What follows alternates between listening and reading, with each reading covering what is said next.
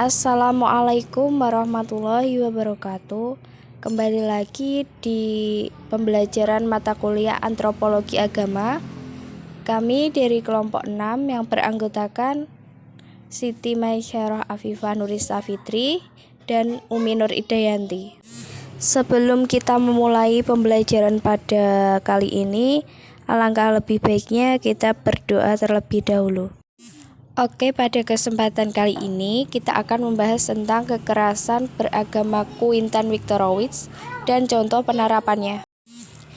Oke, sebelum kita memasuki pembahasan kekerasan beragama Quinten Wictorowicz, terlebih dahulu kita membahas tentang biografi Quinten Wictorowicz. Quinten Wictorowicz merupakan kelahiran pada tanggal 23 Agustus 1970.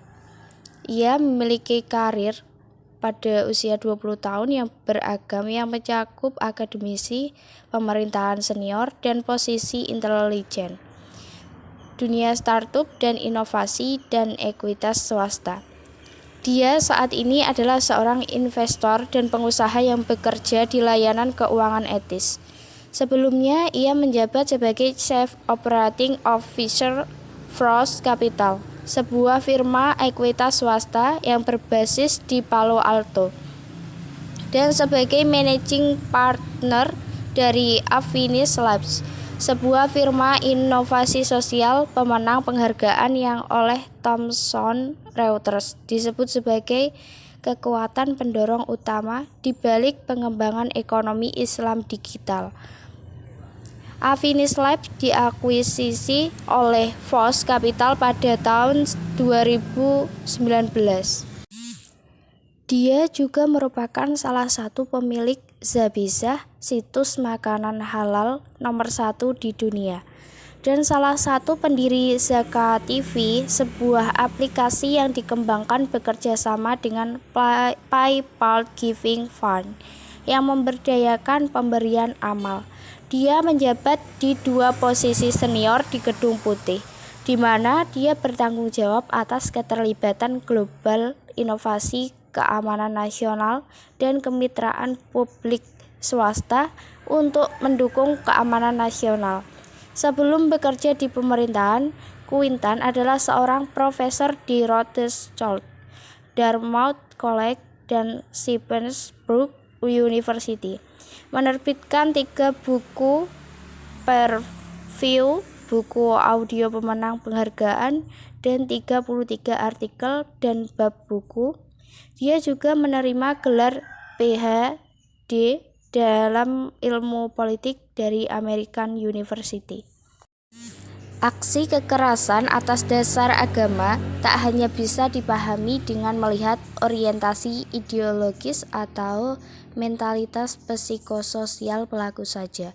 Sejumlah kasus menunjukkan bahwa gerakan yang melakukan aksi kekerasan atas nama agama juga dilandasi sebagai pilihan rasional yang muncul karena makin menyempitnya repertoar atau istilah teknisnya dalam kajian gerakan sosial struktur kesempatan politik bagi manuver gerakan itu.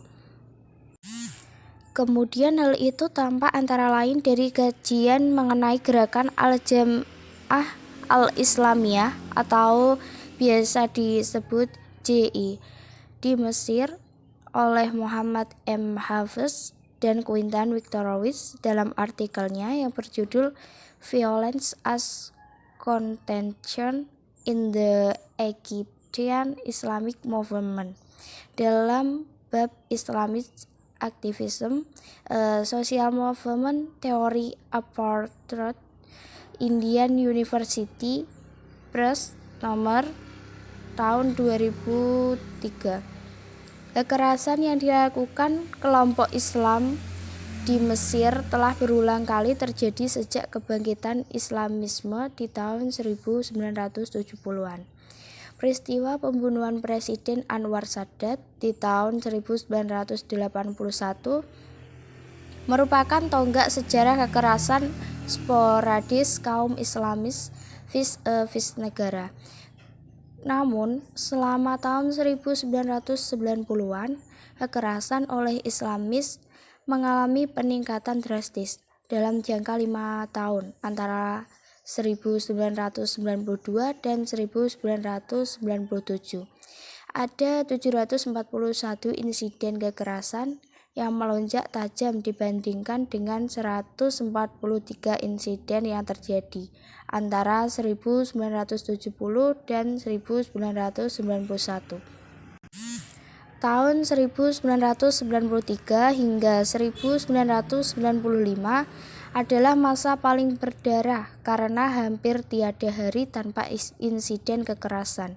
Sementara kekerasan antara 1970 dan 1989 mengakibatkan sekitar 120 kematian, dengan sebagian besar serangan diarahkan ke kelompok kiri, Kristen Katolik, dan tempat maksiat. Kekerasan antara tahun 1997 mengakibatkan 1.442 kematian, dengan sebagian besar target adalah lembaga atau aparat pemerintahan. 3. Perubahan dalam struktur politik Mesir membuat repertoar para aktivis Islamis makin menyempit, yang membuat mereka akhirnya memilih jalan kekerasan. Yang pertama, rezim Mesir melakukan deliberalisasi institusi politik pada tahun 1990-an. Sejak lahir 1970-an, pemerintah Mesir membolehkan beberapa partai yang sebelumnya terlarang, termasuk Al-Ikhwan Al-Muslimun atau gerakan Islam terbesar di Mesir saat itu, untuk ikut dalam kontestasi politik dan duduk di parlemen.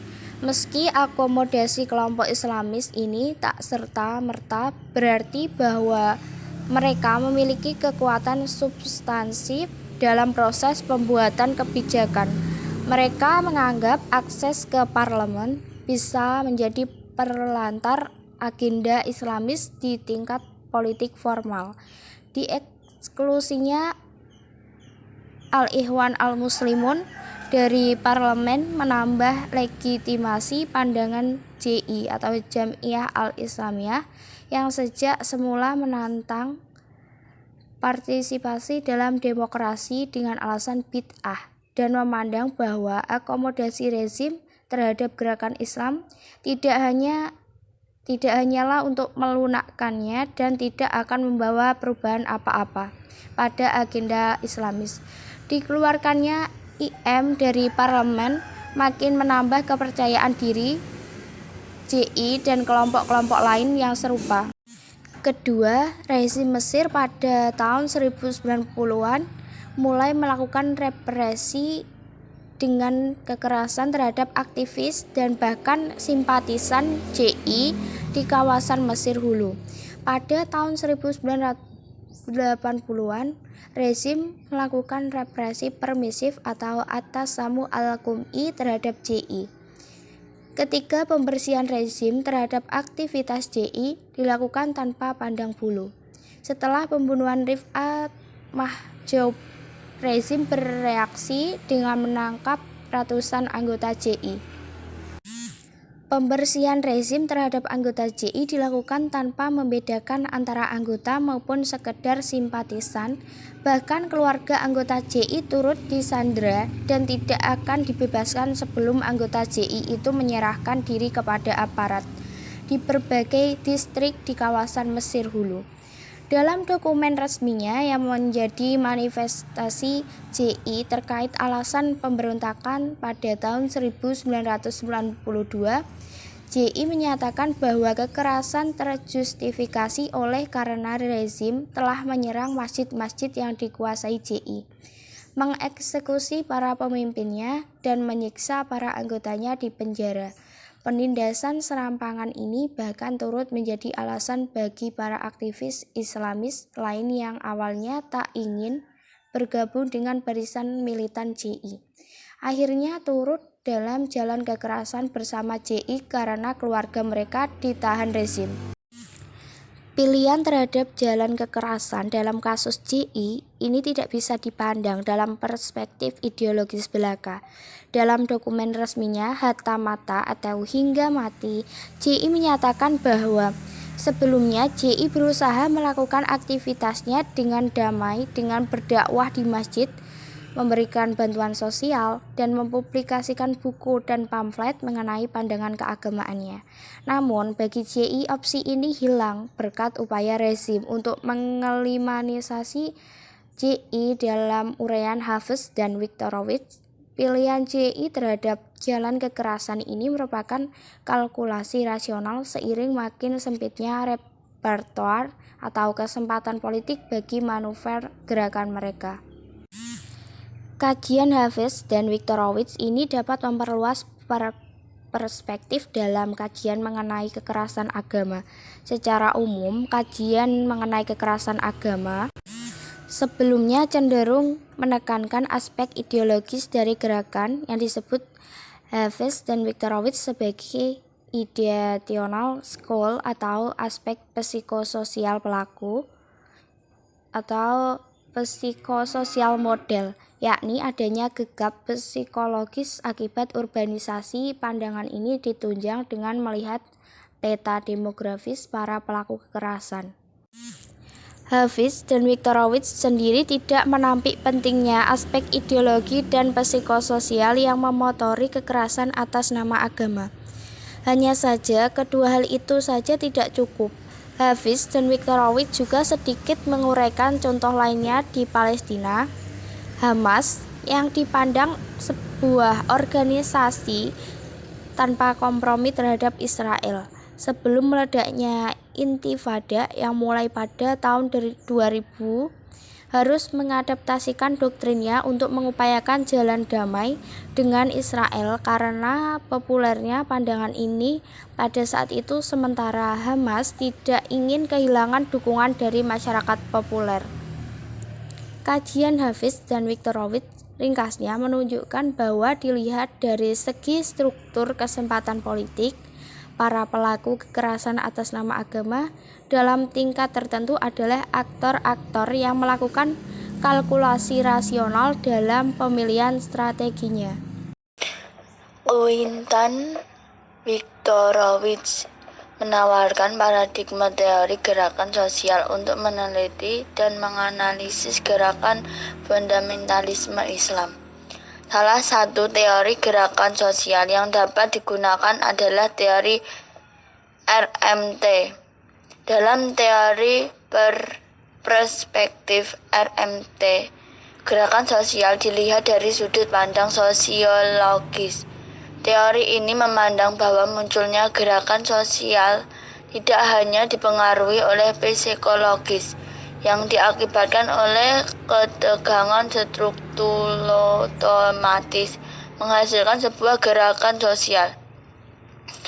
Banyak negara yang menunjukkan walaupun secara psikologis masyarakatnya mengalami ketidakpuasan, namun kondisi tersebut tidak melahirkan gerakan sosial.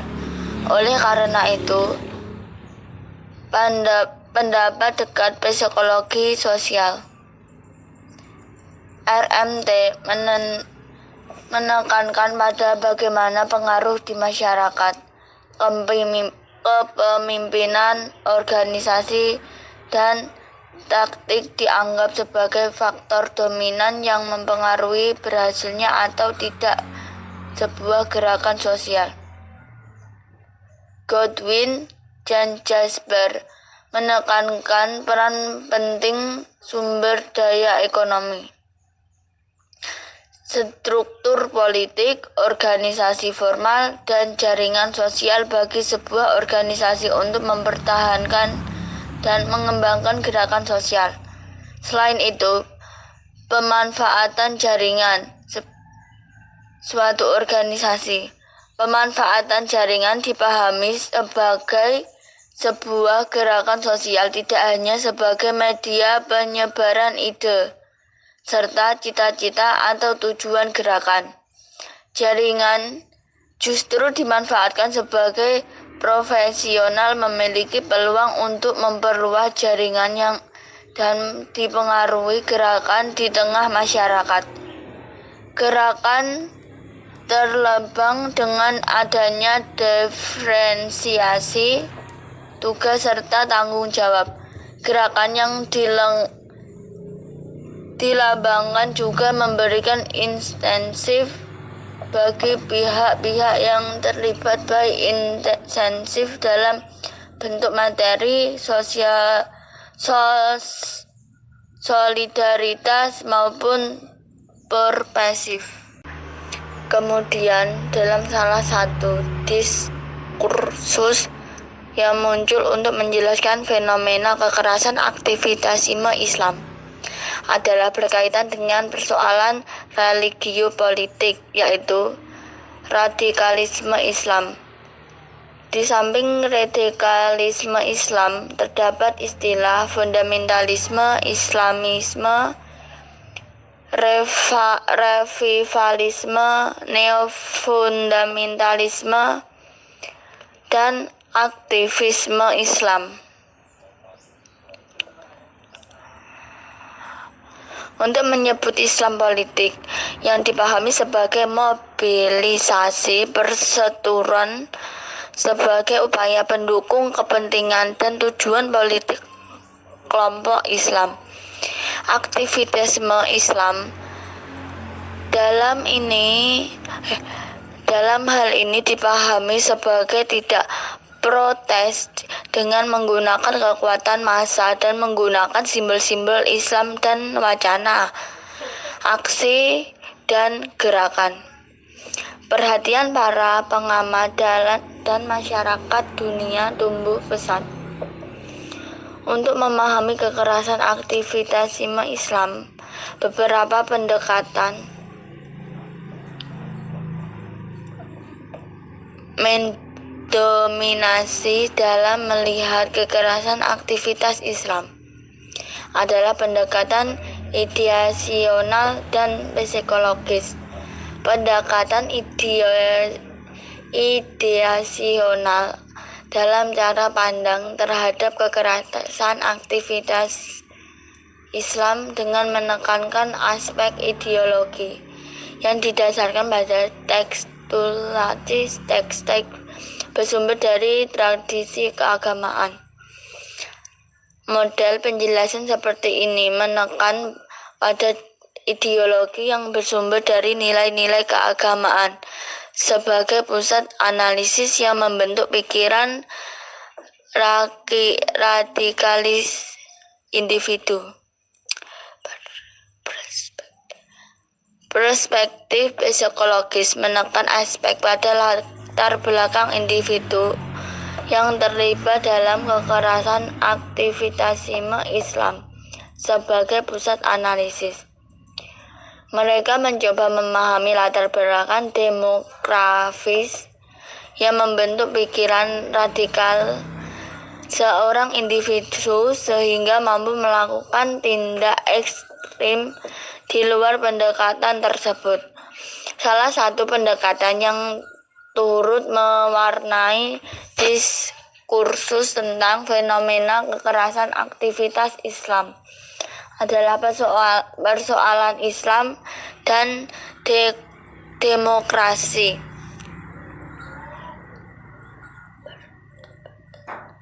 Perdebatan seperti ini sangat mendominasi dalam beberapa literatur dalam merespon fenomena berkaitan Islam politik. Kekerasan aktivitas Islam sebagai gejala sosial diperlukan pendekatan yang komprehensif, yaitu dimensi luar kekerasan dengan konteks politik. Dimensi politik dapat menjelaskan mengapa kekerasan dilakukan sebagai pilihan rasional dalam menyapai aspirasi. Dimensi politik tersebut dalam menjadikan ukuran untuk mengambil manfaat dan pembenaran aksi-aksi kekerasan aktivisme Islam sebagai pilihan sosial. Akhirnya, dengan menganggap kekerasan sebagai pilihan rasional diharapkan dapat menghindari kekaburan terhadap pemahaman kekerasan aktivitasme Islam sebagai gejala sosial dan politik. Kemudian selanjutnya akan membahas tentang contoh penerapan kekerasan Winston Victorowicz. Dalam penerapan kekerasan, Victorowicz ini memiliki 3, yaitu yang pertama, cognitive opening. Suatu gerakan yang tidak hanya menggunakan ikatan sosial yang sudah ada untuk perekrutan, tetapi juga mengembangkan hubungan dan jaringan baru dari individu yang belum tidak terhubung. Keterangan kognitif dapat dihasilkan oleh pengalaman istimewa seperti kematian dalam keluarga, korban kejahatan, dan perseteruan keluarga. Selain itu, gerakan itu sendiri dapat mendorong pembukaan kognitif melalui aktivitas penjangkauan. Aktivitas ini dapat menggunakan jaringan sosial saat ini atau membuat kenalan baru untuk menumbuhkan rasa krisis di antara kontak melalui diskusi dan interaksi halus.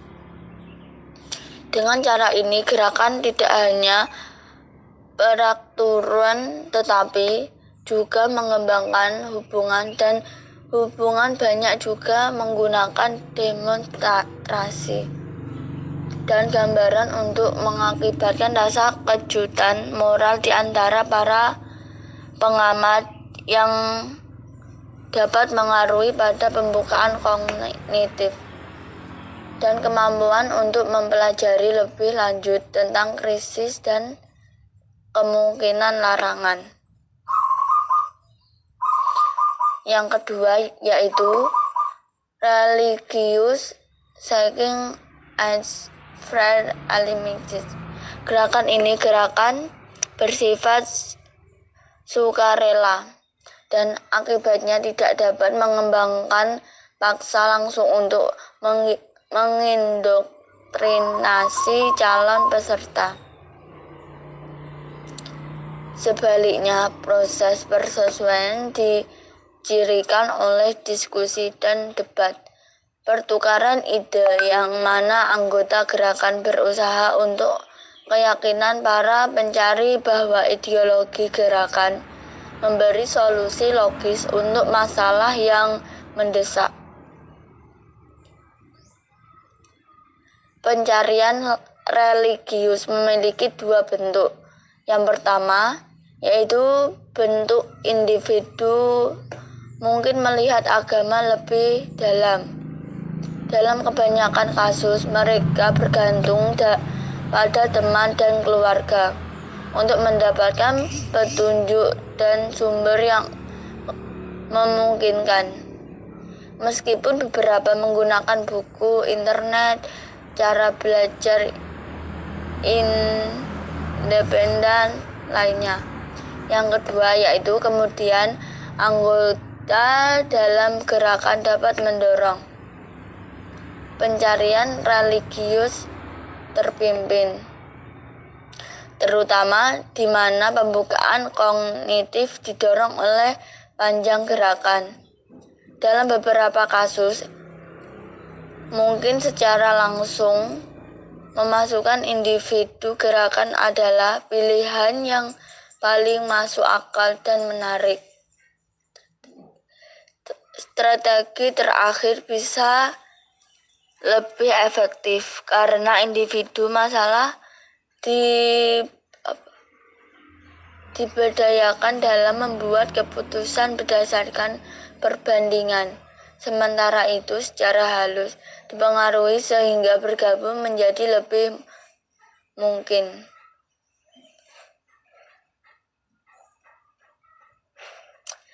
Yang ketiga yaitu sosialisasi and joining and friend alignment untuk mengubah nilai-nilai individu sehingga kepentingan pribadi didefinisikan sesuai dengan tujuan dan keyakinan ideologis gerakan. Selama terhadap ini, sosialisasi atau resosiasi berlangsung saat individu belajar tentang ideologis gerakan.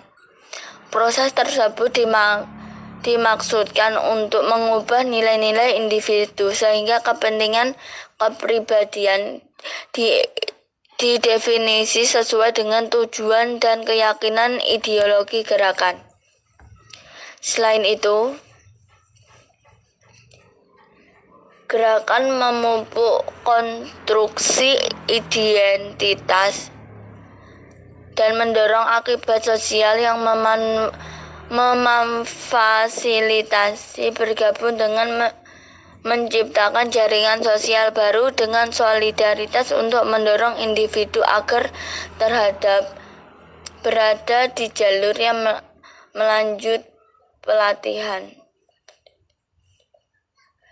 Pada titik di masa seseorang yang mengintersasi sebagai besar ideologi, yaitu menerimanya sebagai pandangan dunia dan mengadopsi perkembangan alami. Individu akan berbeda dalam hal durasi proses sesuai dengan tingkat keparahan pembukaan kognitif, tingkat kecanggihan kognitif, pengalaman sosialisasi sebelumnya, pengetahuan sebelum tentang agama.